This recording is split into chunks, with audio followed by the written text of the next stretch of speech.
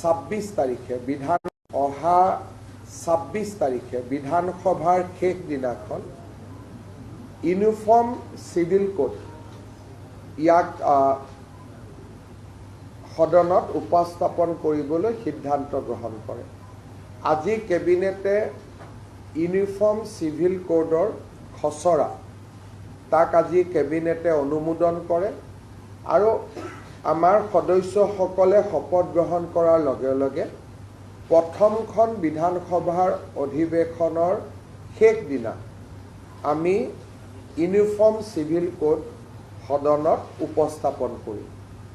আজি কেবিনেটে পাছ কৰা খচৰা অনুসৰি এই ইউনিফৰ্ম সিভিল কোডৰ পৰা জনজাতীয় লোকসকলক both hills and tribe plains জনজাতীয় লোকসকলক ইউচিচিৰ আওতাৰ পৰা বাহিৰত ৰখা হ'ব আৰু এই ইউচিচিখনে কোনো ধৰণৰ ধৰ্মীয় ৰীতি নীতি কাষ্টমছ ট্ৰেডিশ্যন এইকেইটাকো ইউচিচিৰ আওতাৰ পৰা সম্পূৰ্ণ বাহিৰত ৰখা হৈছে। আমাৰ মনত কিছুমানে প্ৰশ্ন কৰিব পাৰে যে এতিয়া ইউচিচি মতে পূজা হ'ব নেকি, ইউচিচি মতে নাম প্ৰসংগ হ'ব নেকি, এই ধৰণৰ প্ৰশ্নবিলাক যাতে উত্থাপন নহয় সেইকাৰণে ইউচিচিৰ পৰা ধৰ্মীয় পৰম্পৰাক সম্পূৰ্ণৰূপে বাহিৰত ৰখা হৈছে। তাৰমানে ৱে অফ প্ৰেক্টিচিং ৰিলিজিয়ন, নামাজ কেনেকৈ পঢ়িব লাগে তাত কোনো চৰকাৰৰ মতামত নাই, ইউচিচিয়ে তাক ডিল নকৰে। পূজা কেনেকৈ কৰিব লাগে সি ইউচিচিৰ ভিতৰত নপৰে।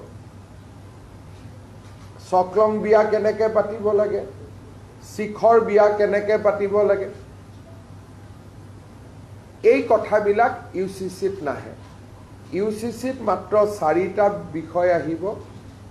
বিয়াৰ বাবে ন্যূনতম বয়স নিৰ্ধাৰণ হ'ব, পলিগেমি নাথাকিব, সম্পত্তিৰ অধিকাৰৰ ওপৰত থাকিব যে ছোৱালীয়েও সম্পূৰ্ণ অধিকাৰ পাব পাৰিব, লিভ ইন ৰিলেশ্যনশ্বিপৰ ওপৰত থাকিব। এই ধৰণে ধৰ্মীয় পৰম্পৰাক কোনো ধৰণে হস্তক্ষেপ নকৰাকৈ আন বিষয়সমূহতে ইউচিচি আহিব।